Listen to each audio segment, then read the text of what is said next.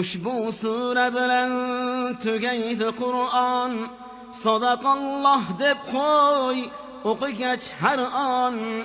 Ibn Mas'ud bunda so'zlamish g'oyat, dunyodan afzaldir har qanday oyat.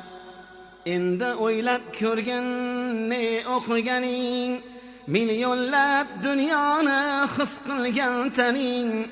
Malaklar poyingda to'sharlar gilon, Qur'on qarshi olar shafoat bilan. Bolam bundoq baxtni topa olmassan, gar qadrin aylasang yopa olmassan. Tushunib qolsang gar Qur'on lazzatin, inkor etar eding dunyo rohatin. Men o'zim bu yo'lda kula olmadim,